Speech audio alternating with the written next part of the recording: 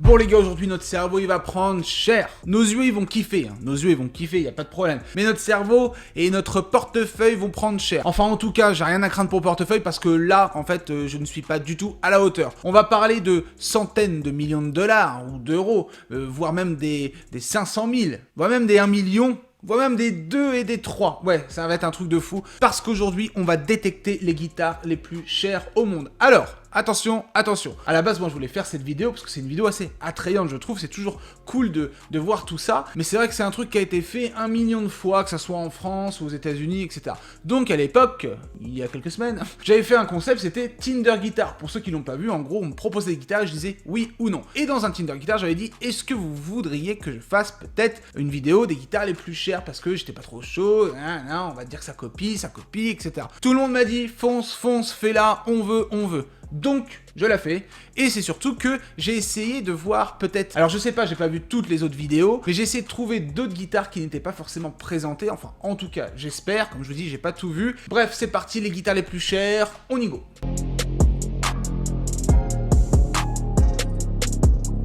Bon, vous connaissez ma non-maîtrise en lutherie, etc. Voilà, moi je suis quelqu'un qui accepte ce qu'on lui donne et je me renseigne avec le temps, grâce à vous, grâce à plein de choses. Là, on va pas rentrer dans les détails techniques, on va juste comprendre pourquoi. Mais bon, la plupart des guitares, c'est souvent des guitares d'artistes, des guitares avec une histoire ou des guitares avec des matériaux très particuliers. En tout cas, ça, je pense que vous êtes déjà tombé dessus. Il y a la fameuse Strat qui a été signée par plein d'artistes, mais des gros artistes, et qui vaut 2,8 millions. En gros, elle a été signée, autographée par Jimmy Page, Clapton, Mick Jagger, Keith Richards, Angus Young, etc. Enfin, plein, même Sting, je crois, enfin, c'est assez fou. C'est tout simplement une Strat blanche, voilà, une Strat tranquillement. C'est vrai que comme elle a été signée par tout le monde, il y avait un certain prestige, donc cette petite guitare, si vous voulez vous la fournir, bon maintenant elle a déjà été vendue, mais du coup vous pouvez la racheter même plus cher, elle doit valoir plus cher. Elle vaut 2,8 millions, donc c'est pas parce qu'elle sonne de fou, c'est pas parce que elle a une lutherie hors du commun, enfin, peut-être. Effectivement, elle doit sonner de fou et elle a été conceptualisée par quelqu'un dont je ne connais pas le nom. Et on va chercher tout de suite. Pour rappel, cette guitare, c'était pour une collecte de fonds, mais c'était surtout pour aider les victimes dues au tsunami de 2004. Donc cette guitare, je crois qu'elle a été vendue en 2004-2005. Donc si on lit un petit peu l'historique, lorsque Jimmy Crompton, donc de Fender, a d'abord communiqué avec le Canadien Bryan Adams, après la tragédie, donc du tsunami, pour voir si les membres de l'industrie musicale voulaient agir et venir en aide aux victimes. Bryan a par la suite donné un coup de fil à 19 figures, donc je pense qu'il a un bon petit agenda avec plein de petits numéros intéressants, faudra lui piquer. Il a fait appel à 19 figures les plus chéries du rock, afin que ceux-ci apposent une signature sur une guitare standard série Fender Stratocaster, offerte généreusement par Crompton et Fender. Donc voilà, belle petite histoire pour cette petite Fender autographée à, je le rappelle, 2,8 millions de dollars vendue en 2005. Alors j'étais jamais tombé sur celle-ci parce que c'est une guitare non officielle, donc c'est la Gibson SG Eden of Coronet, 2 millions de dollars pile. Donc c'est une guitare qui vaut 2 millions, mais c'est une guitare qui n'a jamais été vendue ou mise à la vente, ok? Donc c'est pour ça que c'est non officiel. En tout cas, elle vaut quand même 2 millions. Voilà. Alors pourquoi elle vaut 2 millions? A priori, c'est une histoire entre Gibson, ok, et un bijoutier Coronet, justement, le bijoutier Coronet. C'est pour ça que c'est SG Eden of Coronet. Et dans cette petite collab tout épicée qui sortait de l'espace, il y avait aussi un designer qui s'appelait Mark Louis. Donc concrètement, deux chiffres, 400 carats de diamant et 1,6 kg d'or. Voilà, donc comme ça, on a une bonne guitare bien costaud pour ceux qui kiffent les trucs costauds, mais une guitare qu'il faut mettre sous clé, sous coffre, sous laser, tout ce que vous voulez. Donc réellement, c'est plus un bijou d'exposition, un bijou de collection qu'une chose, elle doit être jouable, mais voilà, qu'une chose qu'on va prendre pour son jeu, et puis sa lutherie fantastique. Enfin si, là c'est une lutherie, mais une lutherie diamantaire, quoi. En gros, voilà, le prix, il est expliqué via ces matériaux nobles qu'ils ont utilisés. C'est surtout du diamant et de l'or, à l'intérieur de tout ça, et un tout petit peu de bois, voilà. Et les micros, je crois qu'ils avaient du film d'argent, des trucs comme ça, enfin, des trucs assez ouf, donc voilà. C'est surtout une œuvre d'art, pas forcément un instrument, mais ça fait toujours plaisir. Donc si quelqu'un la veut, elle est toujours pas vendue. Donc n'hésitez pas à contacter nos amis de chez Gibson, elle doit être dans un petit casier sous terre. Alors il y en a une autre, je sais pas si vous la connaissez, je crois que je l'avais vu justement passer dans quelques petits sites, mais fallait en parler un tout petit peu, c'est la Goldcaster. Alors moi j'aime bien le nom, on a la Stratocaster, on a la Telecaster, et maintenant on a la Goldcaster. Pourquoi Goldcaster? Parce que c'est tout simplement quasiment que de l'or. Voilà, il y a que de l'or. L'accastillage, le logo, la tête, le manche, etc. C'est que du 18 carats. Tranquille. Donc là, on est très bien. Alors, c'est pas tout le corps qui est en or, c'est vraiment, il y a une couche par-dessus. Voilà, il y a une couche. Ils ont mis une couche, comme ça. Une belle couche avec de l'or 18 carats. Et là, je viens de voir sur un site. C'est abusé. Le luthier n'a pas poussé le vis à installer des mécaniques et des incrustations de manches en or. C'est un petit peu abusé. On a une grosse couche et puis le reste des petites finitions, c'est pas en or. Moi, je suis pas d'accord. 1 million d'euros celle-ci. 1 million d'euros et il nous a pas mis les mécaniques en or. Le luthier, si on en parle, alors Joseph King, moi malheureusement je connais pas. Je connais Joey King, voilà, le guitariste de The Fray. Je sais pas s'ils se sont trompés ou ça. Mais Joseph King, s'il y en a qui connaissent, mettez. Donc pour la petite histoire, le prix il a juste été annoncé mais on sait pas si elle a été vendue. Pourtant, il y a quand même des foufous sur la planète qui peuvent acheter ça, mais là on sait pas si elle a été vendue. Écoutez, pareil, hein, vous pouvez contacter Joseph King. Vous pouvez contacter Joseph King. J'ai pas trouvé trop d'infos sur lui, pourtant un mec qui fait une guitare à 1 million, voilà, ou alors je ne sais pas chercher, mais écoutez, dites-moi. Bon alors maintenant on passe à une, et c'est pour ceux qui kiffent les Explorers, ok? Je l'avais pas vu passer celle-ci, sur quelques sites, sur des vidéos, je l'avais jamais vu passer, ou alors...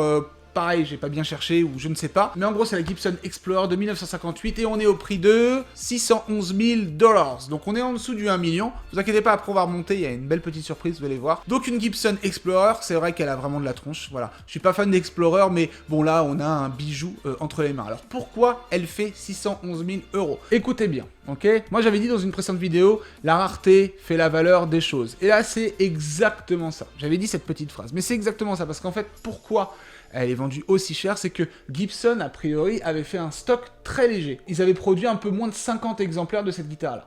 Ce qui s'est passé, c'est que la guitare n'a pas du tout marché. C'est même bizarre, on la retrouve à un prix assez ouf, mais elle avait pas du tout marché dans le début des années 60. Ils étaient pas chauds, les gars. On sait pas pourquoi, mais ils étaient pas chauds. Et ce qui se passe, c'est qu'une dizaine d'années après, il y a des petits guitaristes un petit peu coolos dans l'air du temps qui sont venus et qui ont vu, waouh, ils se sont dit, cette petite guitoune, je pense qu'elle peut faire effet. Et en gros, il y a eu le fameux guitariste The Edge, donc de U2, qui l'a prise, donc succès, etc.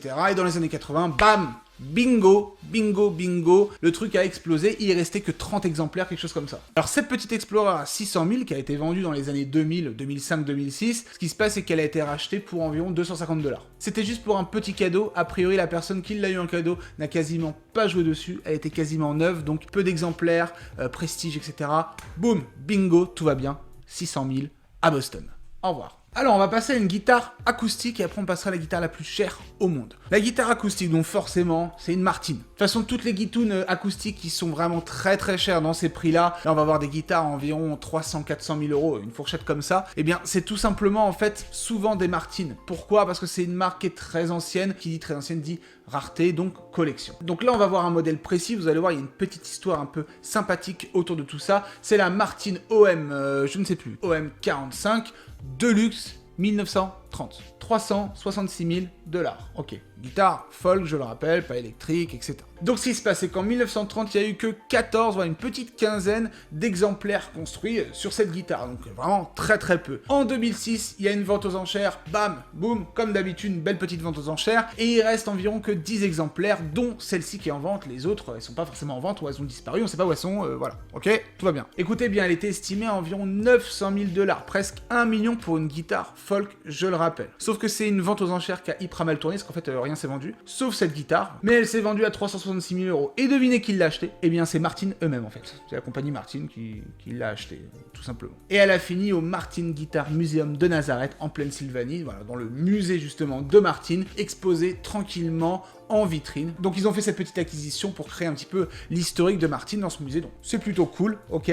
Mais voilà, c'était une guitare qui était à 900 000, qui s'est vendue presque 3 fois moins cher. On ne sait pas pourquoi, ça a mal tourné, mais voilà, au moins, elle est dans un musée, tout va bien, elle repose tranquillement. Bon les gars, désolé pour cet insert, et là on est sur une salade d'été, à vrai dire, pour vous dire qu'on est vraiment dans le vrai, dans le direct. Ce qui se passe, c'est que en mangeant, boum, je lis un petit truc. Comme par hasard, le jour où je sors cette vidéo, quand même les guitares les plus chères, eh bien il y a 2 ans, je suis perdu. Eh bien, il y a 2 jours, le 20 juin, voilà, le 20 juin, s'est vendu la guitare de Kurt Cobain, une guitare acoustique pour 6 millions de $. 6 millions de $, donc record battu, on a l'exclusivité en direct. Donc moi je suis très très content parce que voilà, en 2 jours j'ai pas pu faire mieux, j'ai voulu absolument filmer ça et vous le caler dans cette vidéo, désolé pour les faux raccords et pour tout ce qu'il y a, mais voilà, 6 millions de dollars. Donc on va lire un petit peu ce qui s'est passé. Donc le prix a été très largement dépassé, elle était estimée pour 1 million et on s'est retrouvé à 6 millions. L'instrument utilisé par Kurt Cobain lors de l'enregistrement du célèbre concert Unplugged. Ouais, donc on la connaît très bien cette guitare, très visuelle, on sait à quoi elle ressemble, donc de Nirvana. Donc elle a été vendue samedi aux enchères organisées par la maison Gillian's, ok. Son prix 6 millions de dollars, c'est énorme. 6 millions de dollars pour en plus une acoustique, c'est affolant, c'est génial, tout va bien. L'acheteur qui était présent physiquement lors de la vente organisée à Beverly Hills est l'entrepreneur australien Peter Friedman, fondateur de l'entreprise Rhodes Microphone. Donc c'est le fondateur de Rhodes Microphone, super, ok. Tranquille, tout va bien, petit billet sorti pour une petite guitoune. Le chef d'entreprise a immédiatement indiqué qu'il entendait présenter l'instrument dans plusieurs villes du monde, et pour notamment l'utiliser pour des œuvres de charité soutenant le monde du spectacle. Écoutez, c'est une très bonne nouvelle, c'est très bien, il faut soutenir justement le monde du spectacle. En tout cas, 6 millions de dollars, je suis très content que cette info elle tombe le jour. Bon, je suis un peu en speed, voilà, je vais finir de manger, je monte tout ça, et du coup je vous rebalance sur la vidéo originale, vous allez voir, il y a d'autres guitares, c'est assez affolant. Bref, merci pour cette petite parenthèse temporelle. Ciao. Alors attention, attention, attention. La Black Strat de David Gilmour, ok, David Gilmour, tout le monde connaît, merci, au revoir. 3,9 millions de dollars. Ok, on est presque à 4 millions les gars pour la guitare. Sachant que elle a été estimée à 150 000 dollars à la base. Mais la vente aux enchères, en fait, elle a explosé. Donc cette vente aux enchères, elle vient d'où? En gros, il y avait la collection des guitares de David Gilmour qui était en vente pour le réchauffement climatique dont on a besoin et c'est très important. C'est pour ça que je dis que je pense qu'il n'y a pas longtemps, parce que le réchauffement climatique, on s'en préoccupe depuis quelques temps et pour faire des œuvres caritatives autant, parce que là il y a eu 21 millions de dollars récoltés, dont cette guitare qui, je vous le dis, était estimée à 150 000 dollars, qui a été vendue 3,9 millions de dollars. Donc la Black Strat, comme son nom l'indique, c'est une Stratocaster Black, très très culte de David Gilmour, une Fender, ça n'a pas été fait dans des contextes particuliers d'histoire, enfin si, l'histoire en fait réellement c'est que Gilmour l'avait dans les mains, bon ça suffit, et puis voilà, elle est un petit peu reliquée, un petit peu vintagée, un petit peu abîmée sur le côté, c'est ce qui fait tout le charme du truc, même le manche un peu reliqué, enfin bref voilà, c'est une arme atomique, y a pas de souci, mais c'est surtout l'histoire et le contexte qui crée un petit peu le prix. Elle a dépassé justement celle qui était signée par tous, ça c'était la plus chère avant. Donc voilà, des guitares qui dépassent les millions d'euros, on peut le trouver ça hallucinant. Après des fois c'est des coups de folie, c'est de la non-lucidité par rapport à d'autres choses qui se vendent. Moi quand c'est pour les œuvres caritatives, bah oui, on peut être que d'accord, il n'y a pas de problème. Après par exemple quand on pense justement à Kirk Hammett qui avait déboursé des millions, alors je sais pas dans quel contexte, mais il avait déboursé des millions, environ 2 millions d'euros pour justement avoir la guitare de Fleetwood Mac, donc... Est-ce qu'on comprend? Bah, il peut se permettre, donc il fait ce qu'il veut, réellement. Mais voilà, on dépasse un peu l'entendement raisonnable. Il y avait aussi Paul Allen, notre ami cofondateur de Microsoft, qui avait déboursé pareil des millions pour avoir la même grade de je sais plus qui, je vais rechercher, je sais plus qui. C'était de qui déjà? Ah oui, voilà, c'était la guitare de Jimi Hendrix, justement, qu'il avait utilisée à Woodstock en 68. Donc celle-ci aussi, elle était dans le top des guitares vendues. Il avait déboursé tout ça. Est-ce que vous trouvez ça normal, pas normal? Dites-moi votre ressenti, il y a aucun mal là-dessus. Mais allez, on finit par une petite dernière. Elle est pas forcément aussi chère que toutes, elle est à 200 000 dollars quand même, voilà, un peu plus de 200 000, ah non, pardon, 269 000 on me dit à l'oreillette, mais en gros c'est la Fender Telecaster, mais surtout la Fender Nocaster de 1951, et je trouve que l'histoire elle est assez cool. On apprend 2-3 petites choses. Donc voilà, j'ai lu 2-3 trucs, je me suis renseigné. S'il y en a qui sont plus connaisseurs que moi, n'hésitez pas à compléter mes infos ou me dire carrément si j'ai tort. Mais de ce que j'ai compris, c'est qu'à l'époque Fender cherchait justement un nom pour les Telecasters de nos jours, mais pour cette nouvelle forme qui n'était pas justement une Strat, et ils avaient choisi Broadcaster. Le souci c'est que Broadcaster était déjà utilisé et breveté en gros par Gretsch, ok, avec une autre orthographe, mais c'était quand même breveté par Gretsch. Et ce qui se passe c'est que Gretsch demande à Fender de pas l'utiliser concrètement, donc Fender accepte et il renonce à utiliser Broadcaster.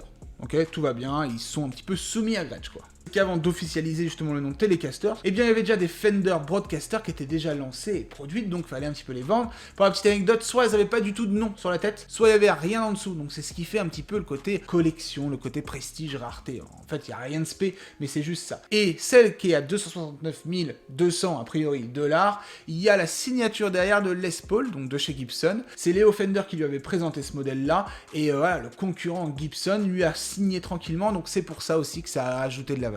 La rareté plus la valeur qui a fait gonfler, et boum, 269 000 dollars. Donc je trouvais ça assez drôle qu'il y ait la signature de Gibson sur une petite Fender derrière. Voilà, c'est mignon, mignon. Ok, voilà, on en a terminé avec les guitares les plus chères du monde. J'espère que vous avez vu des modèles que vous n'avez pas vus ailleurs. Voilà, ça me ferait plaisir justement que mes petites recherches ont porté leurs fruits. J'ai essayé. Moi aussi, j'ai appris plein de trucs. Voilà, j'ai rempli ma petite culture. Donc on a vu des guitares avec des histoires intéressantes, d'autres où c'était pas forcément une histoire, mais plus du prestige par rapport notamment aux signatures ou à qui elles ont appartenu. Donc souvent, ça a été utilisé pour des œuvres caricatives et ça, je trouve ça vraiment cool. Il faut que ça continue. Comme quoi, les guitares électriques, eh bien, c'est pas terminé au final, parce que si ça aide des œuvres, c'est vraiment très très cool. En tout cas, j'espère que cette vidéo vous a plu. Merci à tous ceux qui soutiennent la chaîne, merci d'avoir regardé jusqu'au bout cette vidéo. N'hésitez pas dans les commentaires à me dire, d'autres modèles peut-être, hein. J'ai loupé d'autres modèles, s'il y a des modèles encore plus chers. Bon, je pense pas, c'est à la 3,9 millions, là on est vraiment dans le haut, mais n'hésitez pas à me dire, je pensais pas qu'on allait voir des acoustiques à plus de 300 000 $, c'est assez fou. En tout cas, nous on se retrouve pour de nouvelles vidéos très bientôt, ciao.